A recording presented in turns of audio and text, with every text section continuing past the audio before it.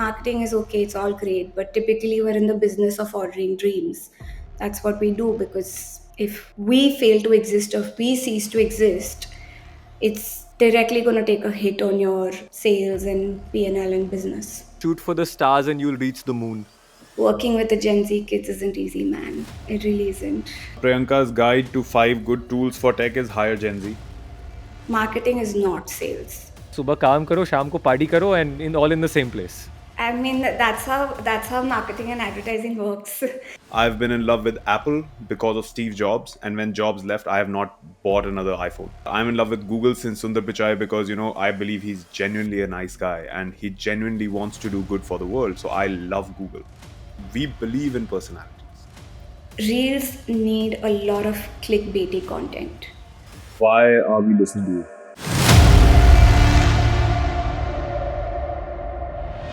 One of the biggest problems in our industry at the moment is the fact that you either get an agency or you get a freelancer, and that's just the unfortunate reality of the industry, where there is no in between. There is it's a very very P&L, top line, bottom line, money. Those are the areas of interest. Sale. That's what sales and marketing typically one perceives as. And therefore, in an industry like that, what we're really trying to do is we're positioning ourselves in. We're trying to be partners. So we're not your typical freelancer. We're not your typical agency that you may find elsewhere. We are a partner that comes on board, and we're essentially helping you follow dreams. Because when someone comes to me, they're either bootstrapped or they're an early funded startup, and they have X amount of money that they can spend anywhere, but they're choosing to spend that on marketing, which means that there's a lot of pressure on that money that comes to us. So if we don't treat it like our own, typically, that dream that whichever founder is coming to us with will not reach his or her given destination. So if you want, this is something we say, right? Like, Priyanka, we've had a lot of marketing people on the podcast. So neither Akhil nor I have any expertise in marketing. We've had no formal education in marketing. This is just whatever we have learned over the past 1 year of running our own company, where we have sort of gotten a crash course in marketing. But if you had to define what marketing meant to you, or what you look at as marketing, how would you define marketing? can I just start with telling you that the biggest misunderstanding or misinterpretation that exists is that marketing is sales. Marketing is not sales. I am not standing uh, across the your general store, modern store shelf and telling you, please buy this. Um, so the biggest confusion that often exists is that marketing is sales. It is not sales. We're not. We're here to, uh, contribute to your overall sales strategy, but we're not standing behind the shelf and helping you sell stuff, right? But if I had to kind of define marketing to a layman or just kind of break it down, it's essentially system or an ecosystem or a wired engineered flow that helps brands connect to their potential customers. And people like me and many others help bridge that gap in one way or another. So we help you with ideas, strategies, execution that help any brand or service meet their potential customer or target audience in whatever sense and capacity. So we're bridging that gap is the easiest way for you to understand what marketing means. Priyanka, in one line, why are we listening to you? Why should I care about your opinion on marketing? Who are you? Why are you? Why you? One line is very short. I come with a decade worth of experience at this point, and I could go on and on. Like I've moved too many companies before I started my own company. So I mean that's probably a story for another day. But I think I'll just come back to um, what I started with, where if as we're marketers second, we're people who are a part of your dream first. So any founder, any startup, or any company that we work with will understand your vision, mission, brand statement, everything, which very few people do, only because we're a part of your story from the beginning. Um, we're not just here for your marketing strategy and your sales strategy. Um, and apart from that, I mean, I worked on some pretty cool brands, I'd like to believe, in the last 10 years. So I think that experience adds up somewhere in the whole journey.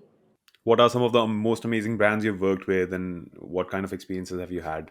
My first brand was L'Oreal. I then went on to work with Red Bull.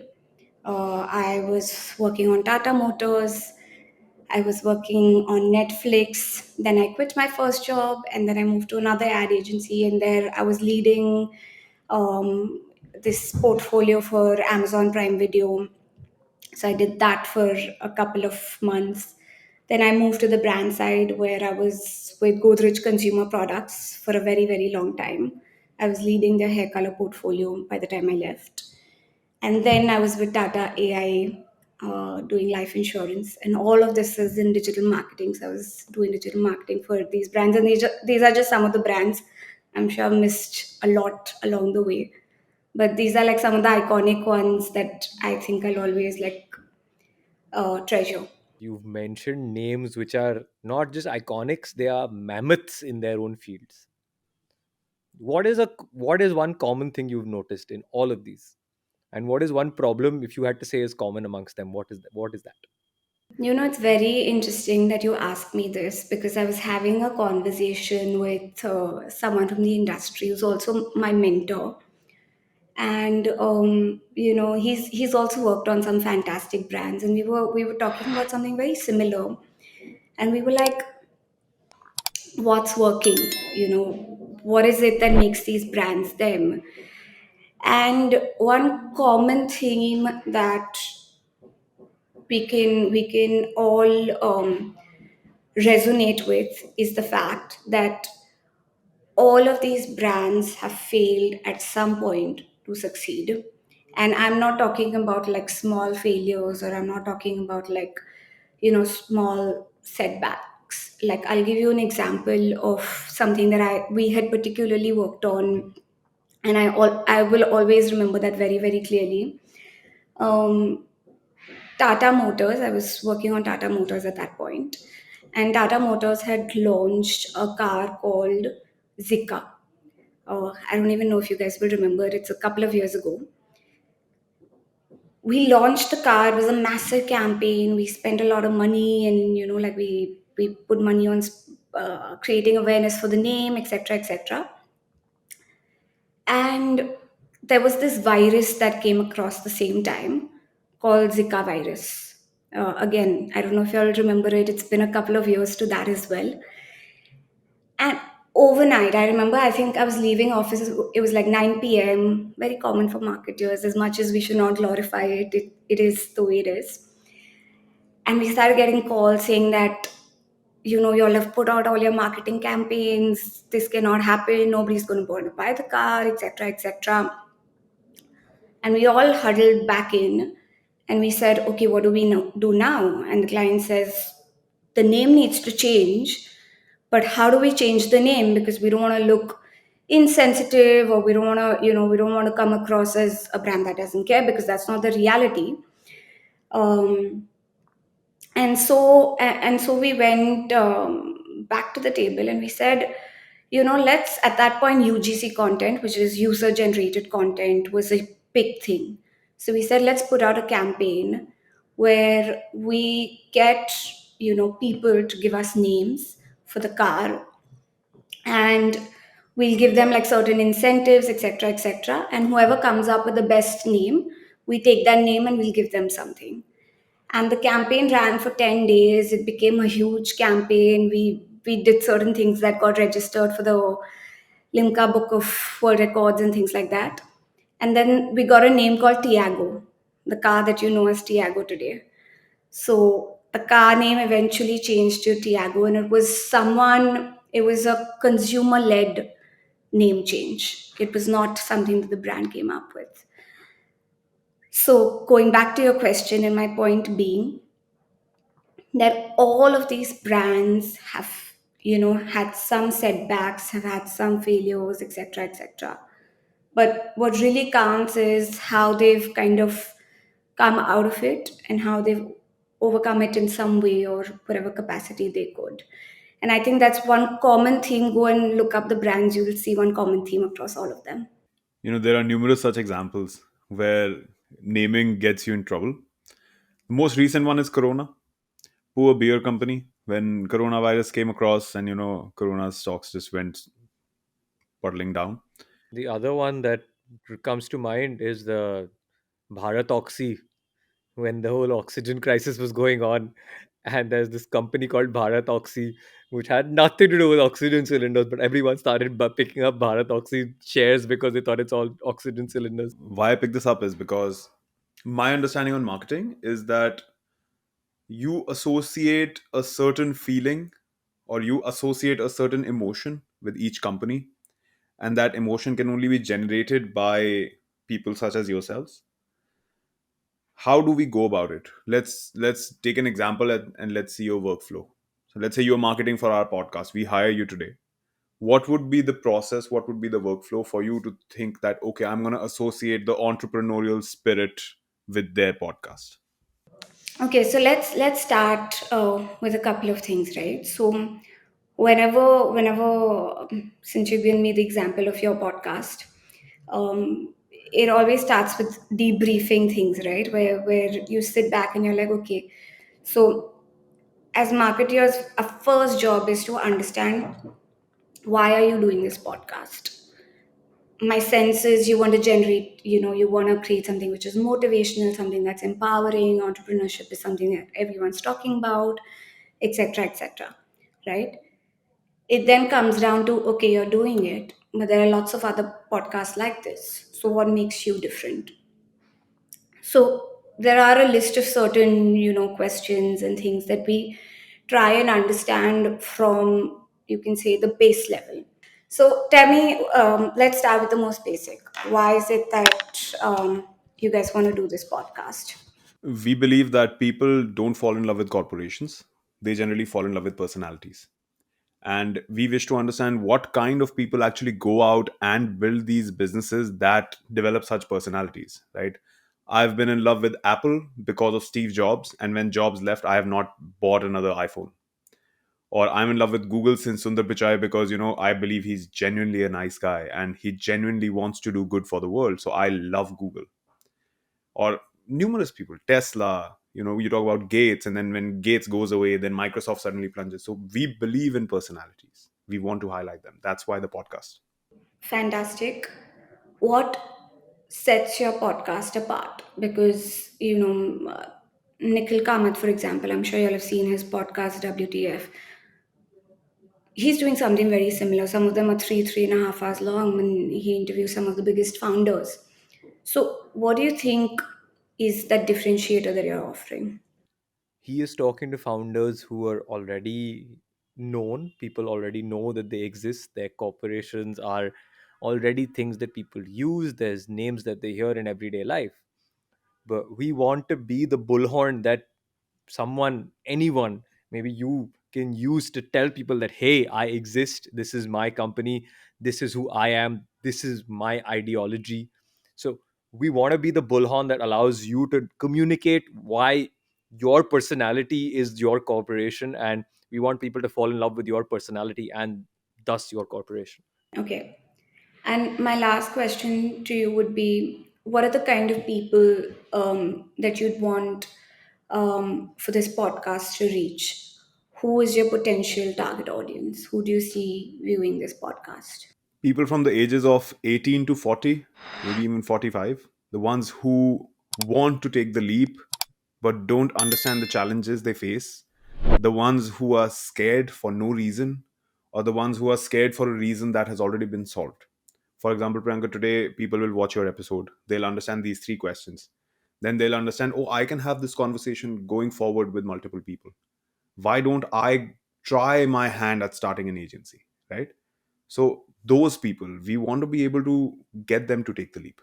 Those are the people we want to reach. And I feel India is under the revolutionary period where entrepreneurship is going to be the next thing. It already is. It's going to take the next leap. There are going to be small teams, such as yourselves, right? And these teams are going to dominate. And we wish to be that revolution. So, based on, of course, the list can go on with the questions, but in the interest of time, I'm going to limit it to these three questions, and I'm going to tell you maybe two or three things top of the mind that um, you must do. Maybe as of yesterday, some of which you already do. One is reels. You do reels. I've seen some of your reels as well, but reels need a lot of clickbaity content. As much as realism and relatable stuff works, you need to have one hook point in the first 5 seconds that makes me decide if I want to watch this or I don't want to watch this. And that needs to happen in the first 5 seconds, otherwise, I don't have time for it. And that's probably also the only time you'll have for someone to make a decision of whether they want to watch or listen to your podcast. The second thing would be content creators. The reach and the pull they have is unimaginable. If I were you, my biggest attempt would, and I'm sure you guys probably are already trying that, would be to be able to get at least two or three content creators. They don't necessarily have to have the biggest numbers, but to be able to come and talk, because the following that they will be able to therefore bring you is something that not many others, much like myself, may be able to bring you. So maybe focus on that um, as of yesterday, I guess. And the third thing would be YouTube, cracking YouTube, because YouTube is really difficult in terms of cracking, right? Like if you think about it, why are people watching Nikhil Kamat's 3 hour long podcast? How often do we hear of that? It's not necessarily because of the people he's bringing on board, but it's because of how well they've cracked YouTube. That goes with right from their thumbnails to their tags. I could have the most basic tag. I could put the most basic search on YouTube, and their podcast will show up on first 10, because that's how brilliant their off-page SEO on YouTube is.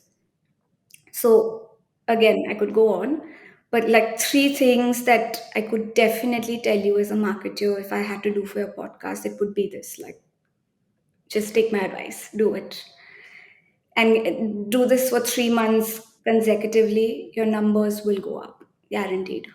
Two, three things I would like to discuss. But let's start with the most obvious one. Vishrut and I are starting out. Vishrut and I, like, let's not even talk about us. Let's talk about two generic people trying to start out a podcast. Listen to this. Listen to your advice. Makes a lot of sense, right? The real question is, what if I can't reach the content creators? Because these are very obvious things that mind goes to. Have a hook in the beginning, uh, reach out to content creators, try to crack the YouTube algorithm, try to crack the Instagram algorithm, try to set up a better SEO where if I search you, you show up. But YouTube SEO, it depends on the kind of views you have. So when you're driving a million views, then you are the first thing that shows up. It's kind of a self-serving prophecy. What would be some of the outside the box advice? something that I have not thought of, something that only you have thought of because you have so much exposure to this marketing world that, I could not even think of it even if I spend a lot of time. There are two things, right? If Vishrut or Akhil could do this by themselves, people like us would be out of jobs, and we would definitely be non-existent as a profession, right? There is a reason why we're specialists in what we do. But that being said, you know how you tell a magician, you're like, okay, show me your tricks, and I can maybe show you my tricks, but I can't tell you how it's done, because the fact of the matter is that we're a very very creative field. We're not, and there is a lot of science to what we do, but there is a lot of creativity that goes in. So when we put together a campaign or a thought or even a list of ideas that may come to you as an email or a one pager or a presentation, is probably like 5 to 7 people sitting in a room much like this and brainstorming for like 2 days straight to be able to come and tell you that, hey, these are the 5 things you need to be done. And sometimes it takes even longer because that's what a creative block is. I completely agree with what you're saying. I'm not for one saying it's not a creative process or you have to show us how the tricks are done. But the thing is, you mentioned three things, and that's probably three things that most people who are into marketing will mention. Forget into marketing, who even follow YouTube, they'll tell you the same thing. Like they probably don't even need to have anything to do with the field of marketing, but they'll say, if you're starting a YouTube page or an Instagram channel, get your SEO sorted, make sure your content is something I want to click on, and get people who have followers so you can get their following as part of yours. But the reason I think Akhil also asked this question, and I would really like an answer to this, is today you have spent so much time working with so many different brands. So what is that one thing that you have picked up where you're like, okay, fine, these are the three things, but if I was doing this, here's how I would look at it differently. I'm not saying to give us your, like, I'm not saying show your hand. If I were you, my biggest challenge would be to be able to right now get people on board, get people, like Akhil said, that you may want to get content creators, but you may not have the numbers for it, for example, or you may not have the reach for it, etc. Multiple problems, right?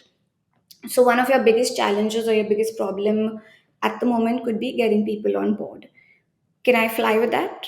There's no, like, you're not going to get like a crazy solution or something out of it. But when we chatted earlier, I told you I had a platform similar to yours at some point, which I decided, it was a blog at that point, which I decided to shut down 2 or 3 years ago because I had to prioritize one career over the others. And my main thing when I was reaching out to someone, and I would wear my marketer hat saying that, okay, how do I get them on board? Because that's going to help me grow, expand, and become bigger. And why would they want to be a part of my podcast or blog or, medium in whatever capacity?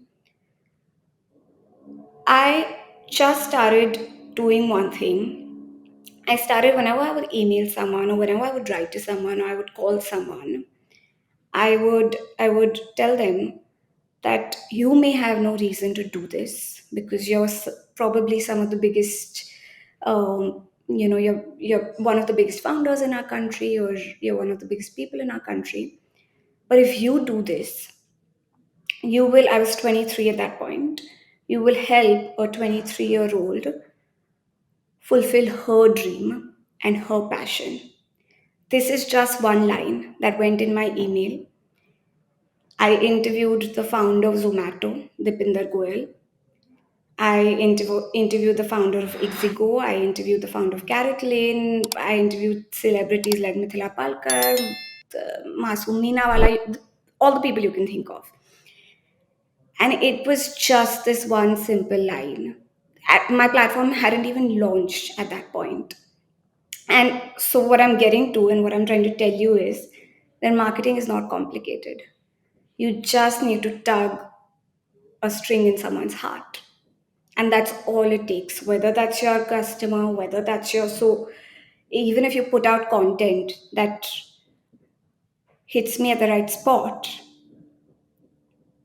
you're gonna do it. You're gonna do it. So whether that's getting people or getting people to view it, you just need to tug a string in someone's heart, and half your job is done. That is the best way I could have answered your question without. I want to dig deeper into your platform. When you interviewed such people, and these people have massive, massive cult followings behind them, why did your platform not pick up? It did pick up actually. It picked up to the point where, because I was also in marketing, I've been in, like I've said, I've been in marketing for a decade now. In fact, I was working at corporates at that point. So I used to do like a 9 to 9 almost. And then somewhere between work or after work, before work, whatever, I would, make time for this. And there came a point where I had to decide, because I couldn't keep up with both, because I was also doing really well, and I couldn't keep up with both because it was taking too much out of me, and it was almost getting unhealthy. And my first love is marketing, will always be marketing, digital marketing, might I add. And I always knew I had to decide if this was to take off, which it did. And oh, yeah, I was like, okay, I have to choose, and I did. And so, about just into COVID, I took the decision of shutting it, and it was one of the hardest things because I knew in COVID this had the potential to blow up even bigger because everyone was only spending time on their phones in COVID. That's quite interesting that you have that kind of a fork in the road and you have to choose one or the other.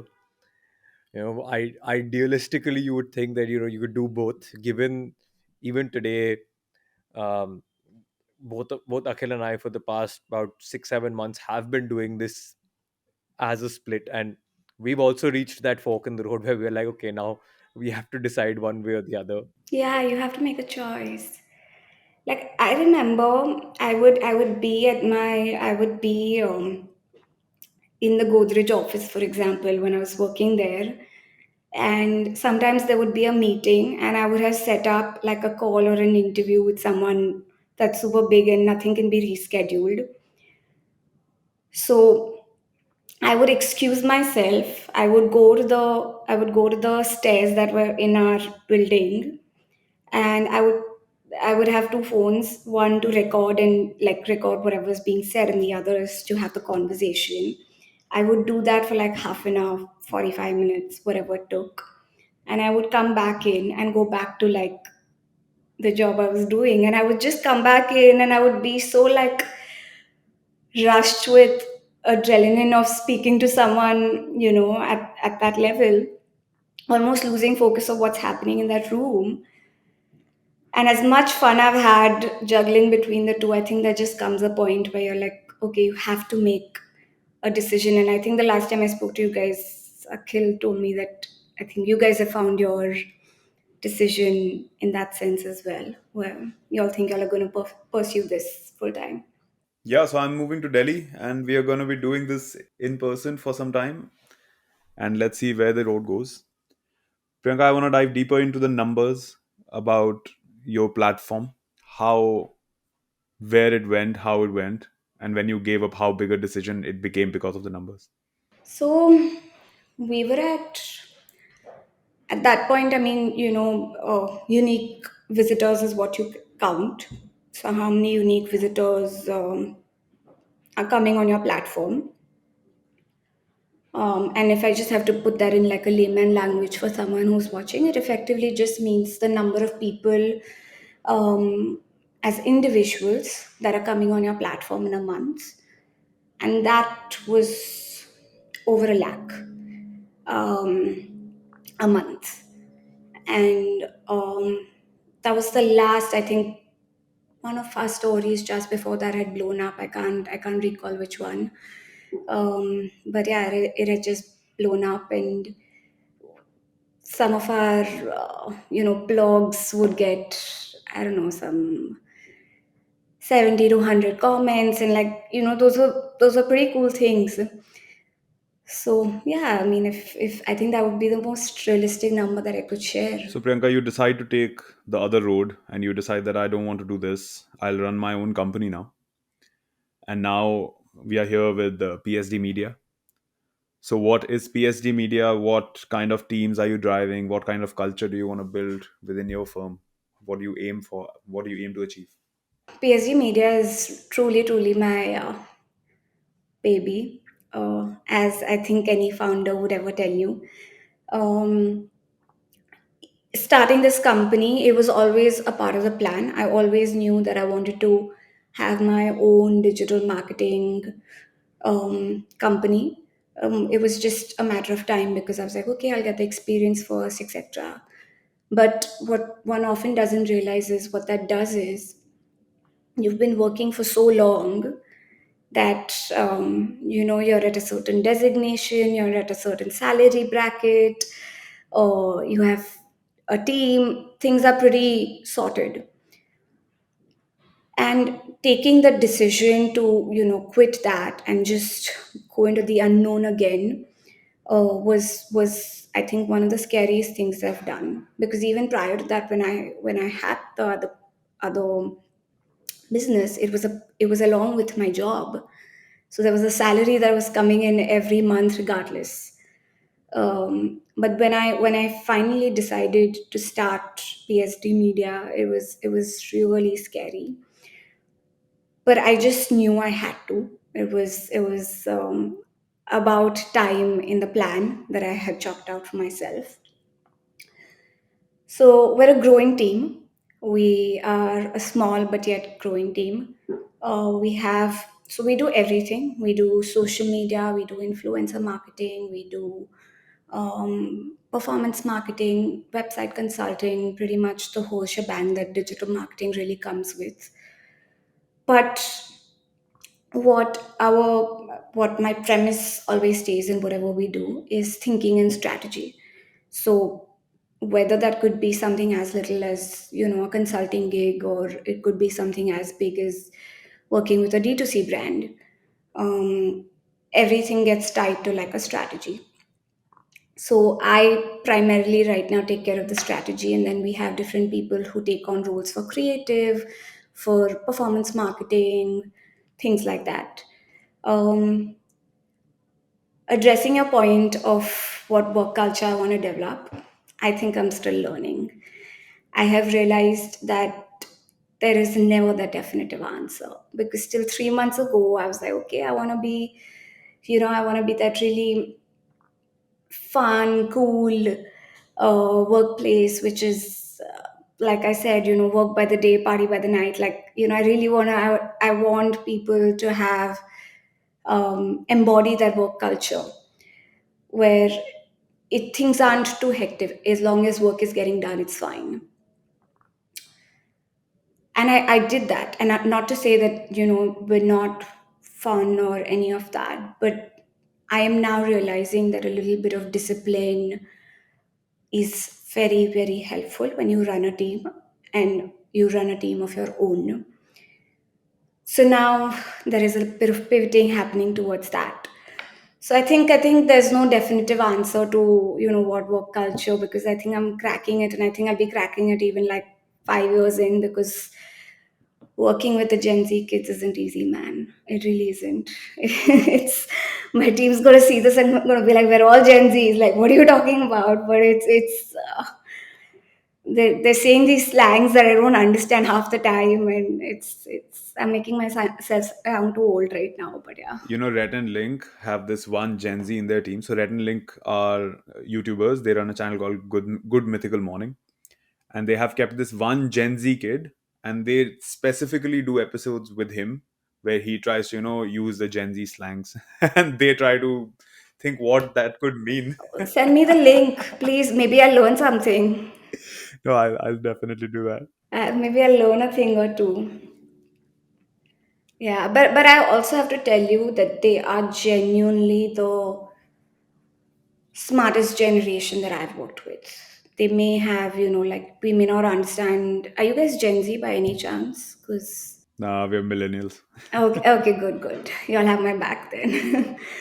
So they really are one of the smartest generations I've worked with. Like, while the rest of the world is perhaps scared of AI and like things like that, they know that AI is not a threat. We need to learn how to use it. They're only gonna like it's only gonna benefit us. So they have a lot of like futuristic views that I'm now learning. So yeah, I think they're definitely way ahead of their time in that sense. I see Vishwat smiling and I'm smiling at Akhil's reaction because I can tell what he's thinking right now. So I am smiling at the onslaught that is about to happen. No, no, no, no, no. AI is not. tell me No, more. AI is not going to be a discussion in this episode because there's this whole school of, is it good? Is it not good?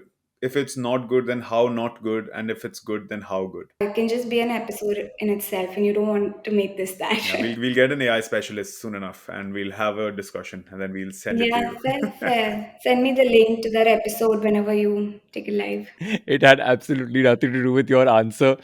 I When you were talking AI, I looked over at Akhil's face and I could tell that it's just bubbling up inside, and he's like, "Nope, don't say anything, don't say anything."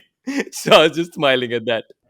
I could kind of see that he has a bunch of like opinions and views of his own. So whenever you all take that episode live, please send me the link. I'd love to hear Actually, it. we are big proponents of AI. Our first episode was ChatGPT, and the reason this podcast started was ChatGPT. And I think, yeah, I must be one of the heaviest users of AI, if anything. Like, this podcast is built on AI's foundations. But it's a very interesting discussion as to what its capabilities are and what kind of tools we are trying to use, and are we making a decision making system or not. I think until AI is given the capability of being sentient and being able to make its own decisions, we are, yeah, that's what I'm saying. Until that point, we're like, it's only going to help. I don't see it harming until that point. But anyway, getting back to Gen Z, and I had a thing to add to what you were saying. I think they are definitely the smartest generation because in terms of the tech that they use and things like that, but they're also really, really stupid in some ways. Like, they will not see the obvious solution if it hits them in the face. Vishrut sounds like my dad talking about me like 5 years ago.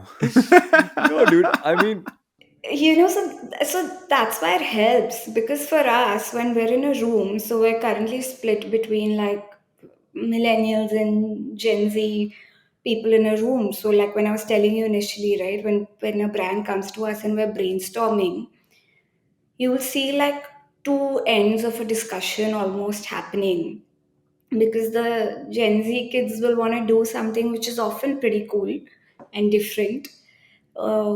And me and some of the other guys will just be like, but we can just do this, and it'll save a lot of money, it'll be more efficient, etc., etc.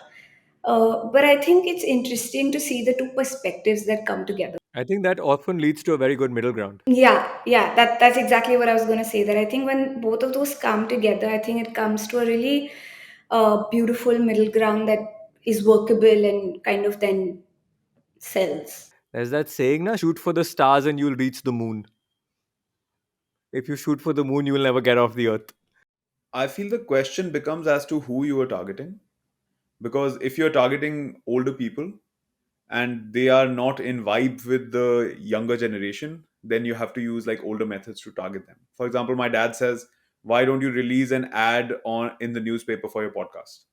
If enough people see the podcast ad in the newspaper, they'll come and join the podcast army, right? Then the question becomes, how many people are actually reading the newspaper? How many of them actually are those people who will go on to become entrepreneurs, right? So it's all very dicey. Like, I feel the conversation is not straight enough. More than how many of those are people who will become entrepreneurs? How many of those are people who, even if they see the ad in the newspaper, are going to take their phone out, scan the QR code or whatever, and go onto YouTube and watch the podcast. How many know that can be done? So I think it's two pronged. One is what you said, Akhil, which is how many, like what generation or what age bracket are you reaching out to? And the second thing is in India, which area are you reaching out to it, right? Is it a metro? Is it tier one, tier two, tier three? Is it smartphone, feature phone? Like we really have multiple demographics that exist. So I think for us it's not just about, because it could be someone who's 22 in a tier 2 city or town, but his or her consumption habits would be very different from what mine or yours would be. So I think it's just dissecting that whole thing, which we also now do, because for us it's no longer just about age brackets. It's about the more diverse our country is, the more these segments kind of come into play. If I look at myself, I don't open the newspaper and scan QR codes, right? Even if I'll see, oh, this podcast exists, I'll never bother. The only QR code you're now scanning is when you go to a restaurant and you want to see like a menu. If that, you tell the restaurants also, do you have a physical menu? I would prefer that. So like, that's happening, and the world is gearing back. But who knows? Maybe AI solves that problem also. It probably will.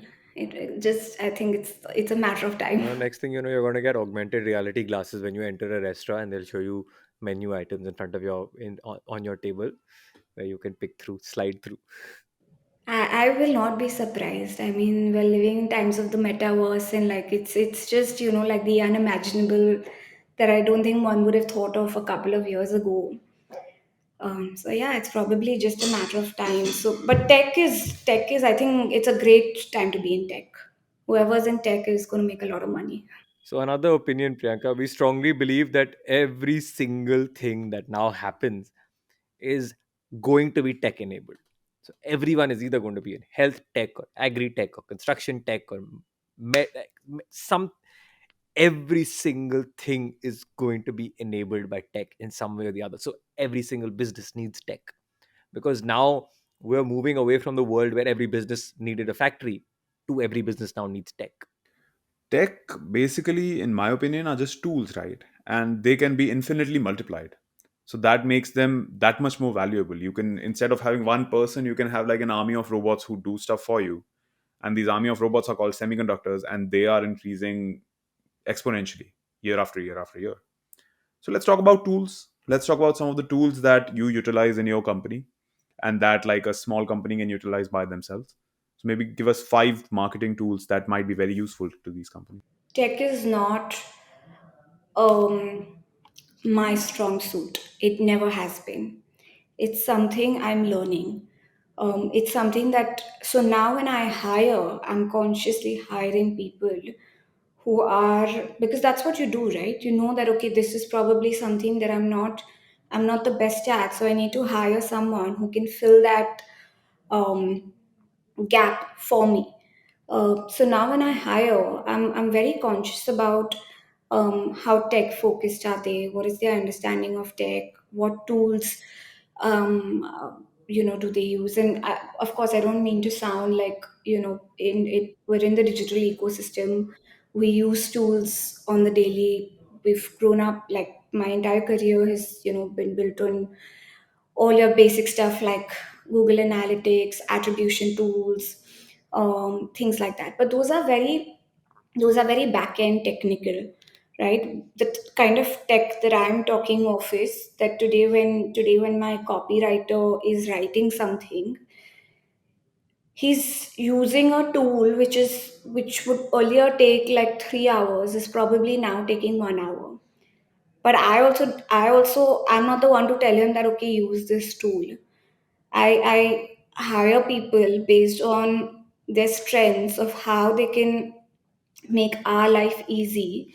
And then I take the decision of whether we want to invest in it or not. So I may not be the best person to tell you that, okay, these are the 5 tools, even though there are tools that we still use. I still don't know if they're the best tools.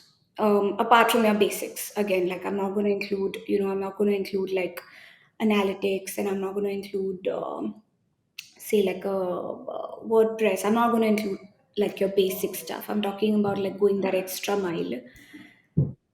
So we're still kind of figuring out if these tools are helping us. Are they, helping us go a step further? Should we be doing something else? um, Things like that. So yeah, so this is where, what I was saying, right? Like the Gen Zs come in because they're smart workers. They're like, we're gonna find, like if this is gonna take me 5 hours, I'll find a way to do it in like 1.5, 2 hours. Maybe I'll use this tool. So, guys, Priyanka's guide to 5 good tools for tech is hire Gen Z and let them take over. Yeah, that's a fantastic way of putting it. That's a fantastic way of putting it because I am so very old school, yeah. I am. I got on the Chat GPT bandwagon also. Like after I was like, okay, let's see what the hype is about and things like that. So, but yeah, I'm changing that, and that's why we're actively hiring and building people and a team that is more skewed in this direction. Because I think when you don't have a co-founder or a partner with you, um, you have to rely on the people and the code that you build within the company and the ecosystem sometimes. So, Priyanka, how can people reach you? You'll find us on Instagram at PSD Media Official. You can just DM us there.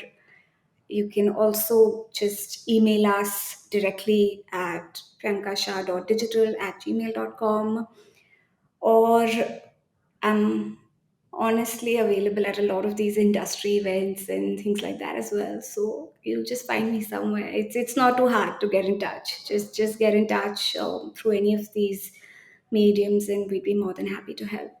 And there we have the name as well, Priyanka Shah Digital, aka PSD. Yeah. So actually, it's an interesting story because I didn't intend to start under my own brand at all. That was not the plan because you'll often see that ad agencies have really like quirky and interesting and fun names, right? But the thing is, I had started freelancing whilst I was working. Like whilst I was doing my corporate job, I was freelancing as well. And obviously, as a freelancer, you work under your own name. So I was working under Priyanka Shah, and then digital was at best what I added.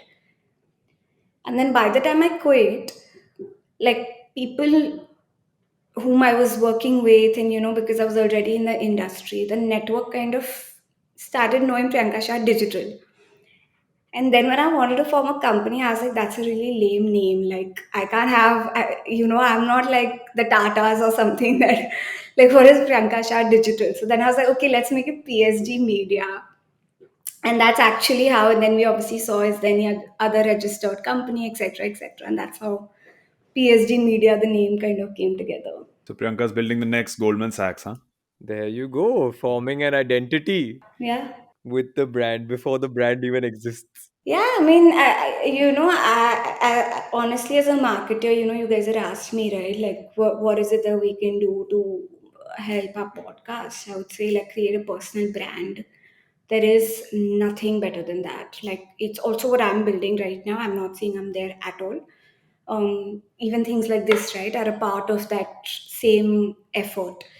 So under my personal brand, like I now do different things. Like I teach, so I'm a visiting faculty member at the SVKM group of colleges. I do master classes, digital marketing master classes. So all of this is just an attempt to create that personal brand so that people can associate that credibility and authority with me and then therefore my company. Priyanka, thank you so much for coming on the podcast. It was absolutely lovely having you, and I hope you enjoyed your time with us. We have a tradition on the podcast. The last guest has left you a question, and we would like you to leave a question for the next guest. So, the question we have for you is one thing that scares you the most, but you keep on doing that. I think I think I said this also somewhere along the way when I was talking to you today, right? I said one of the scariest things I've ever done is quit my job to start this company and to build this. And one of the scariest thing you can do as a founder is, you're going somewhere, and you know you will find that destination along the way, but there are people who are with you who think you know what that destination is and where you're going, and they want you to lead that um, destination for them, right? And you often don't have that answer because you're just figuring it out as well. So I think the fact that I show up every single day, and to make this, maybe we'll talk like 5 years later, to make this 10 times bigger with our numbers looking a lot better. um, yeah, and just to not give up on the dream, I guess, the big Indian dream, not give up on that. Can we get your question? I would love to know